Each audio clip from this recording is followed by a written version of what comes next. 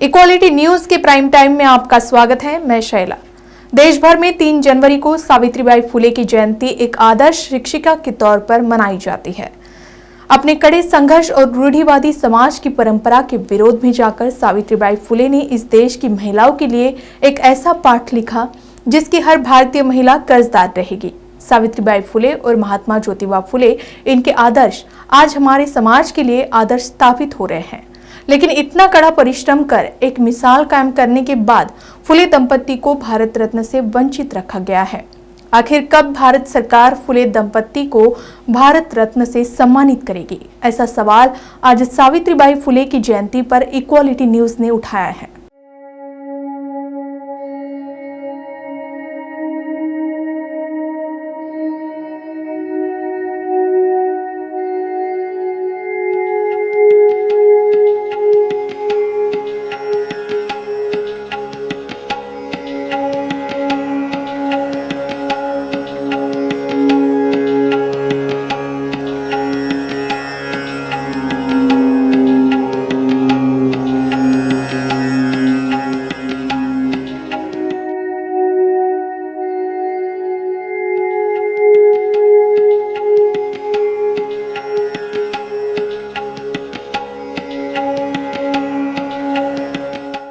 आखिर कब मिलेगा सावित्रीबाई फुले और महात्मा ज्योतिबा फुले को भारत रत्न? आज सावित्रीबाई फुले की जयंती पर जनमानस में यह सवाल उठ रहा है। देश में सावित्रीबाई फुले और महात्मा ज्योतिबा फुले के योगदान को कौन नहीं जानता। फिर भी इस थोर और पिछड़ों और महिलाओं की प्रगति की मिसाल कायम करने वाली सावित्रीबाई और ज्योतिबा फुले को भारत रत्न मिले, ये सोच उस हर महिला की है जो आज सावित्रीबाई फुले के संघर्ष के कारण पढ़ पाई है और काबिल बनी है। आज की पीढ़ी को यह भी जानना जरूरी है कि इक्वालिटी न्यूज आखिर सावित्रीबाई फुले और महात्मा ज्योतिबा फुले को भारत रत्न देने की मांग क्यों कर रहा है, जिसे जानने के लिए सावित्रीबाई फुले के इतिहास को भी कुछ खंगाल कर जानना पड़ेगा। तभी हम जान पाएंगे कि सावित्रीबाई को भारत रत्न क्यों मिलना चाहिए। भारत की पहली महिला शिक्षिका क्रांति ज्योति सावित्रीबाई फुले का जन्म 3 जनवरी 1831 को महाराष्ट्र के सातारा जिले के नयागांव तालुका खंडाला में एक कृषक परिवार में हुआ था। सावित्रीबाई का विवाह माता ज्योतिबा महात्मा ज्योतिबा फुले से बाल्यावस्था में ही हो गया। सावित्रीबाई के ससुर गोविंदराव रूढ़िवादिता के पोषक थे। वे स्त्री शिक्षा के घोर विरोधी थे। आज सावित्रीबाई फुले की जयंती है और इस उपलक्ष्य में मैं एक महिला होने के नाते, जैसे कि अगर एक लाइन में मैं कहना चाहूँ तो आज जो मैं आपके स्टूडियो में यहाँ बैठ के जो बात कर रही हूँ, वो बोल रही हूँ, वो सावित्रीबाई के त्याग और बलिदान की वजह से है। इस देश के अंदर में जो व्यवस्था थी, जो वर्णवादी व्यवस्था थी, और उस वर्णवादी व्यवस्था के तहत इस देश में जो चौथा वर्ण है, शूद्र वर्ण, उन्हें पढ़ने लिखने का अधिकार नहीं था और उससे भी नीचे महिलाओं को समझा गया, अति शूद्र। रामचरितमानस में लिखा गया है कि ढोल गवार शूद्र पशु नारी, ये सब ताड़न के अधिकार है। यानी कि महिलाओं को ना तो इस देश में शिक्षा का अधिकार था, ना इस देश में धर्मसत्ता का अधिकार था, ना इस देश में आर्थिक नियोजन करने का महिलाओं को अधिकार था, और ना ही इस देश में सिर्फ महिलाओं को कोई अधिकार था तो वो सिर्फ चूल और मूल और प्रताड़ित होने का ही अधिकार था। इस देश के अंदर में जो भी धर्म ग्रंथ है, उन धर्म ग्रंथों ने महिलाओं को कहीं का नहीं छोड़ा था। लेकिन धन्य हो सावित्रीबाई फुले, उन्हें मैं कोटि कोटि नमन करती हूँ आज उनकी जयंती। और उनके जयंती पर हम उन्हें याद करना यानी कि उनके कार्य को याद करना, यह हमारे लिए, हम अपने आप को यही समझेंगे कि यही हमारी कृतज्ञता है। हम कृतज्ञ होना चाहिए। भारत की प्रथम महिला शिक्षिका राष्ट्रमाता सावित्रीबाई फुले इनके 191वें जन्म दिवस के अवसर पर रोहतक में हरियाणा अनुसूचित जाति राजकीय अध्यापक संघ के तत्वावधान में अभिवादन कार्यक्रम मनाया गया। कार्यक्रम में मुख्य अतिथि के रूप में सुप्रीम कोर्ट के अधिवक्ता सीमा कुशवाहा पहुंची। उन्होंने महिलाओं को राष्ट्रमाता सावित्रीबाई फुले के जीवन संघर्ष और उनके द्वारा नारी उत्थान के लिए शिक्षा के क्षेत्र में किए गए कार्यों को बताया। इस अवसर पर हरियाणा अनुसूचित जाति कर्मचारी फेडरेशन के प्रदेशाध्यक्ष आर के रंगा भी प्रमुखता से मौजूद रहे। आज हमारे बीच में निर्भया केस के जो बड़ी धूमधाम तरीके से लड़ी मैम सीमा कुशवाहा से मुलाकात करेंगे। तो मैम थैंक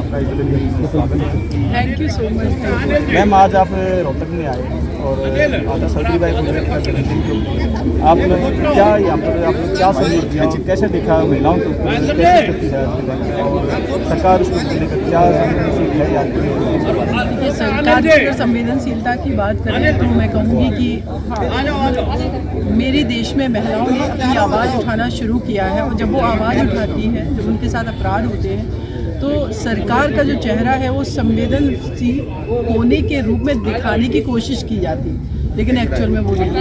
अगर ऐसा होता तो शायद देश की 49% आबादी जो कि महिलाओं की है, अगर आप देखेंगे हर दिन रेप की, गैंग रेप की और स्त्रियों के मर्डर की घटनाएं आती रहती है हमारे सामने। साथ ही साथ अगर हम बात करें तो रिजर्वेशन की बात करें अगर कि 70 साल हो गए देश को आज़ाद हुए, लेकिन अभी भी आखिर कारण क्या है कि हमारी पार्लियामेंट में फीमेल को 33% रिजर्वेशन नहीं दे रहे। इसका मतलब ये है कि सरकारें चाहती ही नहीं है कि महिलाएं आगे आए, क्योंकि जो समाज है, जो पूरा सिस्टम है, वो मुझे कहीं ना कहीं महसूस होता है कि महिलाओं के शोषण पे टिकी हुई व्यवस्था है। अगर हम पारिवारिक स्ट्रक्चर की बात करें कि जिस दिन आप देख लीजिए कि किसी वेल एजुकेटेड फीमेल ने जिस दिन अपने पति का हाथ पकड़ लिया कि तुम मेरे पे हाथ नहीं उठाओगे, तो उस दिन वो उसको ये महसूस हो जाता है कि मेरी इंसल्ट होगी। लेकिन जो स्त्री जिसका अपना कोई घर नहीं है, मायका या ससुराल है, उसको प्रॉपर्टी डिसाइड ही नहीं कर पाती है कि जब तक वो इमोशनल रिलेशन उसके माँ बाप भाइयों के हैं, वहाँ से वो जुड़ी हुई है, फिर एक अचानक नए घर में जाती है, वहाँ पर उन सबको भी उसको अडॉप्ट करना है और वो परिवार उसको ठीक से अडॉप्ट नहीं कर रहा, तो पूरे लाइफ तो वो द्वंद्व में ही जीती रहती है, उसको अपना डेवलपमेंट करने का टाइम नहीं मिलता है। तो सरकार को चाहिए कि फीमेल को फिनेंशियली स्ट्रॉन्ग करें, ऐसे कानून लाए, सामाजिक रूप से उनको मजबूत करें, आर्थिक रूप से मजबूत करें और साथ ही साथ एजुकेशन उनको अच्छी दें, हॉस्टल्स बनाए, यूनिवर्सिटीज़ बनाए जहाँ पर महिलाएं अपने जो टैलेंट है उसका यूज कर पाएं। अब आप देखेंगे कि ओलंपिक गेम हुए इस बार 2021 के, उन बेटियों को आप एक बार उनका पूरा आप डाटा निकाल करके देखिए, किसी मजदूर की बेटी है, कोई किसान की बेटी है, ऐसे अभावों से निकल करके वैश्विक लेवल पर परचम लहरा रही है। तो अगर हमने अपने घर की महिलाओं को, अपने देश की महिलाओं को उतनी ही मौके दे दी, अपॉर्चुनिटी दे दी, तो मुझे लगता है कि ये भारत जो है ना वाकई में वैश्विक लेवल पे चीन को पीछे छोड़ सकता है। लेकिन हम उनको ये अपॉर्चुनिटी देना नहीं चाहते। हम पार्लियामेंट में रिजर्वेशन नहीं देना चाहते, एडमिनिस्ट्रेटिव जॉब में नहीं देना चाहते, हम अपने घर में अपनी बेटियों को बेटों के बराबर बिजनेस में और प्रॉपर्टी में हिस्सा नहीं देना चाहते हैं। और फिर हम बात करते हैं कि हमारा समाज और देश डेवलप करेगा, और 49% आबादी को इग्नोर करके कभी ये देश समृद्ध नहीं हो सकता। इस चीज़ को परिवार को, समाज को, देश के हर किसी को समझना पड़ेगा। मेघालय के राज्यपाल प्रोफेसर सत्यपाल मलिक ने प्रधानमंत्री नरेंद्र मोदी को घमंडी बताया है। मलिक ने कहा है कि मैं जब किसानों के मामले में प्रधानमंत्री जी से मिलने गया तो मेरी 5 मिनट में उनसे लड़ी हो गई। वह बहुत घमंड में थे। आखिर इस वक्त सत्यपाल मलिक ने क्या कहा था, चलिए देख लेते हैं।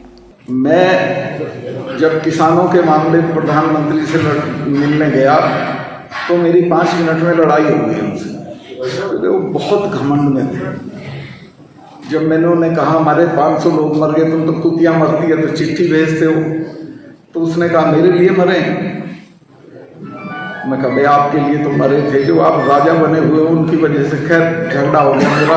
उन्होंने कहा तुम अमित शाह से मिलो। मैं अमित शाह से मिला, उसने कहा सत्ता इसकी अकल मार रखी है लोगों ने, तुम बेफिक्र रहो, मिलते रहो, ये किसी ना किसी दिन समझ में आ जाए। तो जैसा कि मेघालय के राज्यपाल सत्यपाल मलिक ने खुद ही ये माना है कि पीएम का रवैया काफी घमंडी है। अब भले ही किसानों ने उनका घमंड नीचे ला दिया हो, लेकिन इन्हें ये नहीं भूलना चाहिए था कि वे एक गवर्नर से बात कर रहे हैं जो कि अपने राज्य का प्रथम नागरिक होता है। अगर उसे इस तूतड़ा की भाषा में वे बात करेंगे तो अनजाने में ही सही, पर वे पूरे मेघालय का अपमान कर रहे हैं। लेकिन जो भी हो, इस बात का समाधान है कि ये वही सत्यपाल मलिक है जो ज्यादातर भाजपा का समर्थन करते हैं।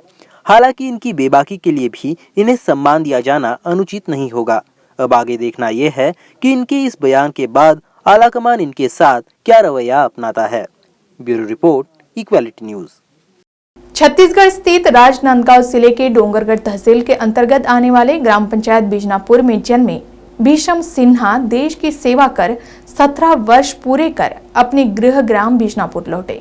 इस वक्त परिवार और ग्रामवासियों ने आतिशबाजी के साथ उनका स्वागत किया।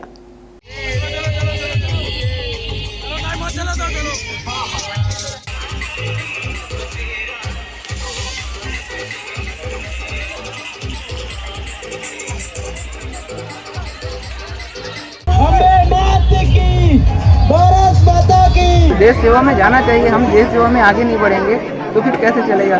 हम जो यहाँ पीछे सब सो रहे हैं वो देश में कोई ना कोई तो रक्षा में है, वहाँ पे कोई जग रहे, इसके वजह से हम सो रहे हैं। ये बिल्कुल रियल बात है कि कुछ भी हो, मेरे को तो यह लगता है कि हर घर से यदि एक जा सके, संभव हो तो बिल्कुल जाना चाहिए। और हमारे छत्तीसगढ़ में तो कम है। लेकिन मेरी धरती माता, मेरे बिजनापुर गाँव जो मुझे पहले प्रथम सैनिक बनने का सुनहरा अवसर दिया, मेरी दीदी भी शासकीय नौकरी में जाने वाली पहली अपनी बेटी है गांव की, और इनकी इच्छा थी कि ऐसे सब हम करें। तो हमारे गांव की वजह से ये गांव की धरती हमको माने फलित होना कहते हैं ना, हमको शुरू हुआ। तो मैं इस धरती माता को प्रणाम करता हूँ बार बार, और मैं अपने आप को सौभाग्यशाली समझता हूँ। या हमारे घर परिवार जो हम 5 भाई बहन हैं, मम्मी पापा हैं और 5 भाई बहन, इसमें से बड़ी दीदी अभी नहीं है।